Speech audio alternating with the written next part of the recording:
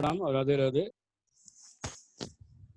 एक बात यहाँ रिक्वेस्ट करना चाहूँगा कि जैसे अर्जुन की आँख थी मछली के आँख में, मछली के आँख में ही हमें तीर मारना है।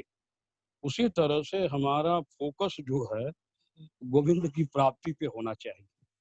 इधर-उधर हम जाएँगे तो या तो इस जन्म में काम नहीं हो पाएगा, अनंत जन्म लग जाएगा, लेकिन इस जन्म में काम बनाना है तो हमारा फोकस जो है उस एकदम डिट्टो पॉइंट पे होना चाहिए। बस इससे बाहर हमें नहीं जाना चाहिए, क्योंकि तब काम बिगड़ जाएगा। अ, आज कुछ ऐसी चर्चा होगी, हो सके मैं पहले ही क्षमा चाहता हूँ कि कुछ हो सकता है कुछ अप्रिय बात आप लोगों को लगे, इसलिए मैं पहले ही क्षमा चाह लेता हूँ। क्योंकि दवा कोई भी जानकार सद्गुरु वही दवा देगा जो दवा फ़ायदा हो, काम करे, रोग पे अटैक करे, रोग को भगाए। डॉक्टर यदि रोग से दोस्ती करे, रोगी से दोस्ती करे, तो फिर रोगी ठीक नहीं हो पाएगा, रोगी का जान को खतरे में डालना हुआ। सबसे पहले तो मैं बोलने में थोड़ा संकोच भी आ रहा है, चाणक्य जी के बात पे ही आ रहा हूँ, जो संस्कृत के बारे में बोल रहे थे।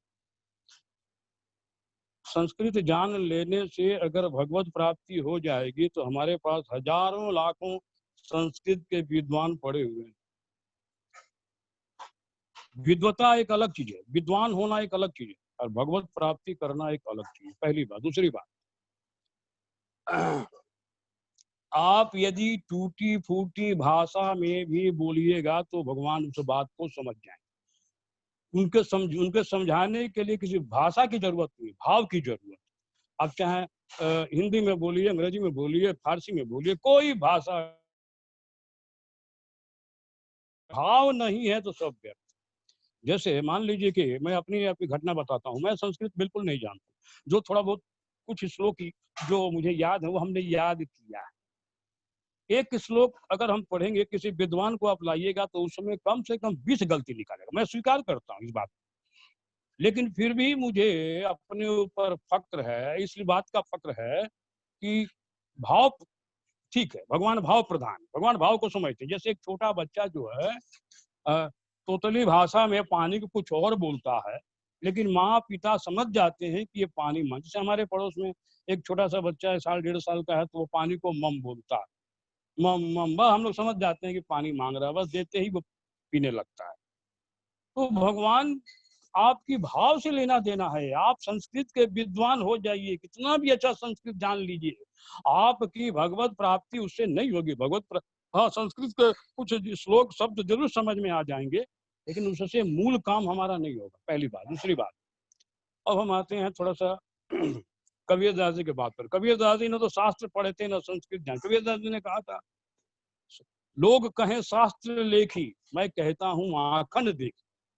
जितने लोग मुझे मिले हैं सब शास्त्रों का पढ़ी हुई बात बताते हैं और मैं अनुभव में आया हुआ बात बता रहा हूँ। तो अनुभव में आई हुई बात इस शास्त्रों के पढ़ने से ज्यादा प्रभावशाली है। तीसरी बात, कबीरदास जी एक ऐसे संत हुए हैं कि शायद आप लोग भी जानते होंगे, एक्सपायर के बाद जब शरीर त्यागे हैं तो उनका शरीर हिंदू मुस्लिम के लिए झगड़ा हुआ है। मुस्लिम थे हम दफनाएंगे, हिंदू बोले हिंदू थे हम जलाएंगे, तो उनका शरीर फूल बन गया और उस फूल को दोनों संप्रदायों में आधा आधा बांटा गया। हिंदू अपना जलाए, मुस्लिम अपना दफनाए। उनको गुरु बनाने की जरूरत नहीं थी, लेकिन निगुरा नहीं रहना चाहिए, इसलिए रामानंद के पास हो गए। रामानंद जी सूत्र जान के गुरु नहीं बनाते थे उनको। तो एक दिन वो 4 बजे भोर में नहाते थे गंगा जी में, जाके सीढ़ियों पर लेट गए।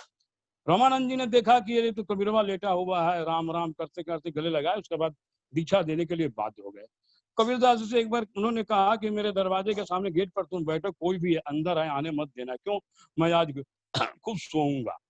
कबीरदास जी दरवाजे पर बैठ गए चेयर लेके। एक उनका गुरु भाई आया, माने गुरु जी का एक और शिष्य आया, उसने कहा भाई मेरे गुरु जी से मिलना है। तो कबीरदास जी ने कहा कि गुरु जी बाजार में गए हुए हैं, यहाँ नहीं। तो शिष्य ने कहा, दूसरे गुरु भाई ने कहा कि भाई गुरु जी बाजार गए होते तो दरवाजा अंदर से बाहर से बंद होता है, दरवाजा अंदर से बंद है। कबीरदास जी ने कहा वो मैं नहीं जानता हूँ, गुरु जी यहाँ नहीं है, गुरु जी बाजार में। वो शिष्य वहीं बैठ गया। गुरु जब दरवाजा 1 घंटा 2 घंटा के बाद खुला, गुरु जी को नींद नहीं आई, तो वो आके जैसे बाहर निकले, दूसरा शिष्य जो था तुरंत कंप्लेन किया कि गुरुजी ये कबीरवा झूठ बोल रहा है, आप यहीं पर हैं, बोल रहा है कि बाजार गए हूँ। ये बात सुनते ही कबीरदास जी के चरणों में रामानंद जी चरण पकड़ने दौड़े। कबीरदास जी ने कहा, गुरु जी आप ये क्या कर रहे हैं, मेरे ऊपर पाप चढ़ाना है। रामानंद जी ने कहा, कबीर वास्तव में मैं बाजार ही गया था मानसिक रूप से। कल रात को मुझे ठंडा लगी थी तो मैं बाजार में जाके एक कंबल, चदाई, रजाई, तकिया, तोशक यही मैं खरीद रहा था। तो तुम मेरे गुरु बनने लायक हो, मैं तुम्हारा गुरु बनने के लायक नहीं हूँ। वो कबीर जी कहते हैं कि मैं कहता हूँ आंखा न देखी, लोग कहते हैं शास्त्र नहीं। अब इस बात को से थोड़ा सा हट के मैं आऊंगा विजय जी की बात। विजय जी कहते हैं हमेशा एक ही लाइन पे उनका मन अटका हुआ, मैं भगवान का ही हूँ। अरे हम भगवान के हैं तो फिर दुखी क्यों हैं भाई, हमें तो आनंदमय होना चाहिए। जरा जरा सी बात पे हम दुखी हो जाते हैं, जरा जरा सी बात पे हम हंसते हैं, तो फिर हम भगवान के हुए कैसे? अभी भगवान के नहीं हुए हैं, अभी तो होने का, भगवान को अपना बनाने का प्रयास किया जा रहा है। ये बड़े बड़े संत जो हैं, जैसे हम लोग भी कहीं जाते हैं, छूटा नहीं छूटा, एकदम विषयी जीव हो, उसको भी हम लोग कह देते हैं कि थोड़ा राम राम करो, तुम्हारा कल्याण हो जाए।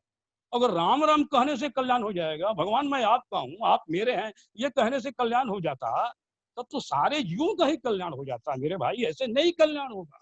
आपको भगवत प्राप्ति के लिए साधना करनी पड़ेगी, स्थित प्रज्ञ होना पड़ेगा। जैसे हम गीता के दूसरे अध्याय में आते हैं, जब तक आपका मन चंचलता नहीं छोड़ेगा, मन में कामनाओं का तूफान चलता रहेगा और बुद्धि स्थिर नहीं होगी, आप स्थित प्रज्ञ नहीं हो सकते हैं। और जब तक स्थित प्रज्ञ नहीं होइएगा, बुद्धि उपराम नहीं होगी, तब तक भगवत प्राप्ति का और आनंद प्राप्ति का तो सपना दूर दूर का है। जैसे गीता के दूसरे अध्याय में ही भगवान ने कहा है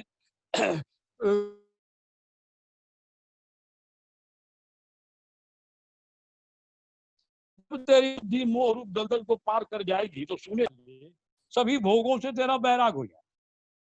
उसके बाद तिरपनवा में बोले हैं जब तेरी बुद्धि परमात्मा में अचल और स्थित ठहर जाएगी, तब तू योग को प्राप्त हो, अर्थात परमात्मा से तेरा नित्य संयोग हो जाए। इसके बाद ही अर्जुन पूछे हैं कि प्रभु समाधि में स्थित परमात्मा को प्राप्त हुए धीर पुरुष का लक्षण क्या है।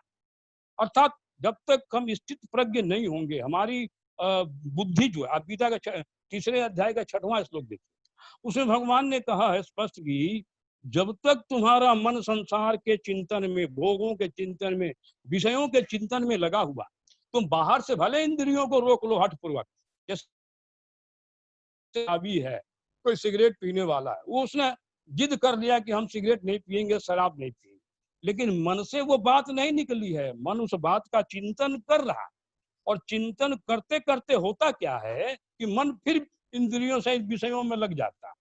तो जब तक हमारा मन विषयों का चिंतन नहीं छोड़ेगा भाई लोग, तब तक हमारी बुद्धि स्थिर नहीं होगी, और परमात्मा की प्राप्ति तो छोड़ दीजिए, वो विषयों में ही हम रमण करते रहेंगे, भले हम अपने आप को सर्टिफिकेट दे दें कि हम बहुत कुछ प्राप्त कर लिए।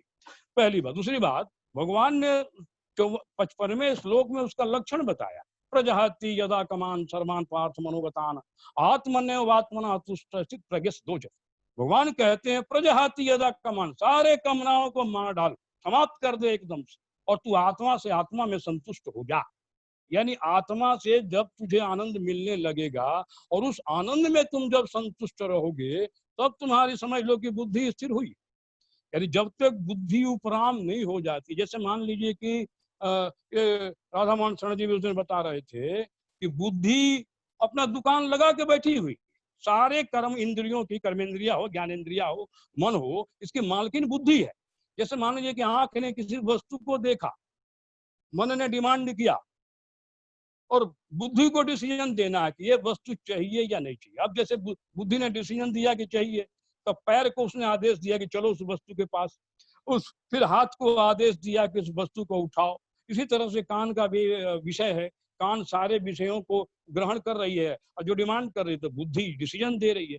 तो बुद्धि का जब तक व्यापार ये बंद नहीं हो जाएगा, तब तक हमारा काम होने वाला नहीं। इसीलिए मैं बार बार कहता हूँ, कल रात भी ये चर्चा चल रही थी कि श्रुति पुराण बहु कहे वो पाई, छूटे ना अधिक अधिक। गोस्वामी जी तो भगवत प्राप्त है, तुलसीदास जी भगवत प्राप्त किए हुए पुरुष हैं, लेकिन वो क्यों कह रहे हैं कि तुम श्रुतियों में, वेदों में, पुराणों में जाओगे तो उलझते जाओगे, क्योंकि तुम्हें विरोधाभासी बातें मिलेंगी, उलझते जाओगे, तुम्हारा काम पागल हो सकता है, भगवत प्राप्ति नहीं कर सकता। पहली बात। दूसरी बात, हमें बुद्धि को प्रणाम करने के लिए दो काम करना होगा। पहला काम तो ये करना होगा कि अपने मन से जब तक भगवत प्राप्ति नहीं हो जा रही है, सारे कामनाओं का त्याग करना ही पड़ेगा, क्योंकि जब तक कामना मन में रहेगी, मन चंचल रहेगा, मन उधर आपको लेके जाएगा, तो आप मन छोड़ने वाला नहीं, क्योंकि मन को उधर से रस लेने का अभ्यास है उसको। दूसरी बात, जब तक हम भगवान का चिंतन नहीं बढ़ाएंगे, इसलिए मैं बार बार कहता हूं कि अपने मन के पीछे 2 से 3 महीना मन के पीछे पड़ना होगा। कभी कीर्तन में कभी मन को फंसाना होगा, कभी भजन में मन को फंसाना होगा, कभी स्वाध्याय में फंसाना होगा, कभी सत्संग में फंसाना होगा, कभी रात को सोए हैं तो जबरदस्ती कीर्तन में मन को लगाइए। जब आप 15-20 दिन, 1 महीना घेरिएगा मन को, तब वो धीरे धीरे धीरे धीरे वो स्वतः होता जाएगा। और जैसे ही मन का चिंतन बढ़ता जाएगा, विषयों का चिंतन घटता जाएगा। उसके बाद एक स्थिति 3 महीना के बाद ऐसी आ जाएगी कि मन विषयों का चिंतन करना ही छोड़ दे, टोटल का टोटल छोड़ दे। और जैसे ही मन ने विषयों का चिंतन करना छोड़ा, बुद्धि को डिसीजन करने न करने का समस्या ही खत्म हो जाता है, अर्थात बुद्धि उपराम हो जाती है, और वहीं पर विवेक शक्ति, ज्ञान शक्ति उत्पन्न होता है, जो आपको आत्म स्वरूप में प्रतिष्ठित या परमात्मा में स्थित कर देता है। वहीं से आपको आनंद मिलना शुरू होता है, और जब वो आनंद मिलना आपको शुरू होगा, तो फिर विषयों से आप आनंद लेने का सपने में भी नहीं सोचिए। सब ऐसा नहीं है कि विषय मिलेगा तो आप ग्रहण नहीं कीजिएगा। कोई आपके पास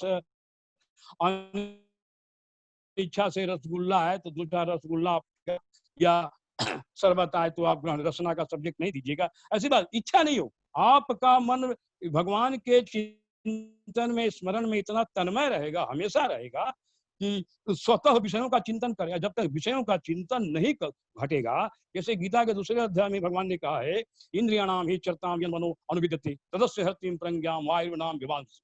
जैसे जल में चलने वाली नाव को वायु हर लेती है, उसी प्रकार से विषयों में विचरण करने वाली इंद्रियों में से इस एक इंद्रिय के साथ मन रहता है, ये बुद्धि को बलात्कार लेते हैं, बुद्धि को पछाड़ देते हैं, बैठा देते हैं इसको, और वो अपने कर्म कर लेते हैं, अर्थात गलत कर्म करा देते हैं, विनाश वाला काम वो दोनों मिलकर करा देते हैं।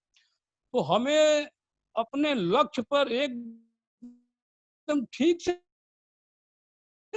बढ़ना होगा। जितना समय हम मांग रहा, जैसे कल प्रवीण जी ने कहा कि भाई क्षत्रिय ब्रह्मनिष्ठ कोई गुरु हो तो, भैया 3 महीना को गुरु मांग ली, कौन सा हम आपसे पैसा मांग रहे हैं। हम तो ये नहीं करें कि सब लोग मिलकर 1-1 करोड़ रुपया हमको दीजिए, कि आप लोगों के मन में डर बैठा हुआ है कि भाई हमारा घाटे का सौदा नहीं हुआ तो हमारा नुकसान। अरे 35 साल से आप सत्संग कर रहे हैं, 35 साल में जब कुछ नहीं हुआ तो 3 महीना और घाटे का सौदा आप सह लीजिए, उठा लीजिए। मैं बार बार यही कह रहा हूँ कि 3 महीना में मैं जब गारंटी दे रहा हूँ तो इसके पीछे कोई कारण है। जब कोई आदमी गारंटी देता है तो इसके पीछे कुछ कारण होता है, क्योंकि वो आदमी उस कार्य को कर चुका है, तब वो गारंटी देता है। ऐसे थोड़ी देखो, मैं जो करता नहीं हूँ वो कहता नहीं हूँ। मेरी खास आदत एक ही है, मैं जो करता हूँ वही कहता हूँ। दूसरी बात, मान लीजिए कि हम लड्डू खा रहे हैं, अगर अमेरिका का मिठाई खा रहे हैं और आप नहीं, हमसे पूछिएगा कि गिरी जी इसका टेस्ट कैसा है, तो उसकी क्या व्याख्या करेंगे? हम यही कहेंगे भाई मीठा लग रहा है, बड़ा सुंदर, अच्छा लग रहा है। तो ये अच्छा लग रहा है, सुंदर, मीठा है, इससे आपके अनुभव में क्या है? आपके अनुभव में लाने के लिए तो आपको खाना पड़ेगा ना, ग्रहण करना पड़ेगा, और ग्रहण करने का उपाय बताया जा रहा है। आप दूसरे कार्यों में अपना मन लगा रहे हैं, दौड़ा रहे हैं, बुद्धि लगा रहे हैं, दूसरे कार्यों में विद्वता हासिल करना चाहते हैं, लेकिन जो मूल बात बताई जा रही है वो आप करना नहीं चाह रहे हैं। मैं तो कह रहा हूँ कि कामनाओं का त्याग कीजिए, तब तक जब तक आपका आनंद प्राप्ति, भगवत प्राप्ति नहीं हो जा रहा। और इसके बाद 3 महीना के बाद आप जितना कामना बनाना हो बना लीजिए, पूरा कलकत्ता इकट्ठा करने का प्लान बनाना हो बना लीजिए, कोई दिक्कत नहीं। लेकिन जब तक आपकी आनंद प्राप्ति, भगवत प्राप्ति नहीं हो जाए, तब तक सारी कामनाओं को निकाल दीजिए, जीरो कीजिए। ये भगवान भी यही कहे, प्रजाहाति यदा कामना, सारे कामनाओं को। अर्जुन ने एक जगह भगवान से कहा है कि किस कारण से मनुष्य पाप में लिप्त होता है। भगवान ने कहा है रजोगुण से उत्पन्न रजोगुण से उत्पन्न या कामना ही कामना ही जो है वो सारे पाप को करवाती है। इसलिए तो बलपूर्वक इस काम रूपी शत्रु को मार डाल, ये भगवान ने कहा। दूसरे श्लोक में भगवान कहते हैं, कि श्लोक और बोलूंगा, दूसरे श्लोक कहूंगा, भगवान कहते हैं, दुखे सुनो द्विगुणमना सुखे विगत प्रिया, 56वां श्लोक। दुखे सुनो द्विगुणमना सुखे विगत प्रिया वितराग भय क्रोधा स्थिति धूर्मनि रुचति। भगवान कहते हैं कि उस पीरियड में क्या होगा, जब तेरी बुद्धि उपराम हो जाएगी, तेरा जब आनंद आत्मा का जब तेरे को मिलने लगेगा, उस पीरियड में संसार का दुख से तू व्याकुल नहीं होगा और सुख पाने से तू निष्प्रिय रहे। तेरा राग भय क्रोध नष्ट हो जाएगा, तेरी बुद्धि स्थिर। राग भय का मतलब जैसे किसी वस्तु में हमारा राग है, है और वो बुद्धि वो वस्तु खोने हमेशा भय बना, छीनने का कोई कोशिश करता है तो हमें क्रोध भी आता है। तो भगवान कहते हैं तेरा राग भय क्रोध सब नष्ट हो जाएगा। अब दूसरे अध्याय ही ठीक से समझ लीजिए ना भाई, दूसरा अध्याय समझ लीजिएगा, आपकी भगवत प्राप्ति 100% कन्फर्म है। आपको इधर उधर अपना दिमाग लगाने का दौड़ाने का जरूरत नहीं है। अब 3 महीना ये करके देखिए, आप अपने मन के पीछे लगिए, मन के पीछे लगते नहीं, मन को खुला छोड़ दिए हैं, अब फिर दूसरे उपायों में लगे हुए हैं। मन भी हंसता है, ये मूर्ख आदमी हमारे कंट्रोल करने के चक्कर में पड़ा हुआ है। इसलिए जो विधि है, जो प्रोसेस है, उस प्रोसेस से चलेंगे तब स्टेप वाइज हम पढ़े। और दूसरा जो संत महात्मा कहते हैं, एक बार राम नाम कर लो, एक भगवान को बोल दो मैं आप हम हमारे हैं, मैं आपका हूँ, ये लॉलीपॉप है। जैसे एक छोटे बच्चे को मनाने के लिए लॉलीपॉप दिया जाता है, बच्चे से काम करवाने को, उसे संत महात्मा हमें लॉलीपॉप देते हैं। इसलिए कि पहले ये लगे, तो जब लगेगा तब नहीं ये सेकेंडरी से हायर सेकेंडरी में जाएगा, हायर सेकेंडरी से बीए में जाएगा, बीएस एमएससी में जाएगा। इसको पहले ही हम कड़ा कड़ा बात बोल देंगे तो जीव लगेगा ही। इसलिए ये संत महापुरुष हमें लॉलीपॉप देते हैं। तो ये लॉलीपॉप से हमारा काम नहीं होगा। लॉलीपॉप इसलिए देते हैं कि तुम इसमें लगो पहले, जब लगोगे तब फिर तुम्हारी रुचि बढ़ेगी तो धीरे धीरे आगे बढ़ने का प्रयास करो। तो दूसरा अध्याय ही समझिए। इसलिए मैं बार बार कामनाओं का त्याग और मन के कम से कम लगना ही पड़ेगा, तब देखिए मन संसार का चिंतन छोड़ देगा, भगवान के चिंतन में लगा रहेगा हमेशा, और आपके चित्त में आनंद प्राप्ति हो जाएगी। आप विषयों का टोटल अपने आप त्याग कर दें। तो मेरा रिक्वेस्ट आपसे यही आप लोगों से है कि इस कार्य को आप लोग यथाशीघ्र शुरू कर दीजिए और चारों तरफ अपने बुद्धि दिमाग मन को मत दौड़ाइए। कोई लाभ नहीं, विद्वान तो हो जाइए लेकिन अंदर से फिर वही खाली फटे हाल ही आदमी रह जाए। एक से भगवान ने स्वयं भागवत में कहा है, बहुत से बड़े कर्म कुशल विद्वान हैं जिन्हें कभी सुख से पाला नहीं पड़ता, और कितने मूढ़ व्यक्ति हैं जिन्हें कभी दुख भी नहीं प्राप्त हो। इसलिए इस कार्य को करना चाहिए, स्टेप वाइज हम तक पहुंचेंगे, आनंद प्राप्ति तक पहुंचेंगे। तो थोड़ी आज हो सकता है ये बात प्रिय लगे, मैं फिर क्षमा चाहता हूँ, मैं पहले ही क्षमा मांग लिया था क्योंकि थोड़ी आज सर्जरी की जरूरत थी। ये इंजेक्शन और दवा विटामिन से टैबलेट से काम नहीं हो रहा था। तो आप लोगों का प्रणाम, राधे राधे। ये आप करके देख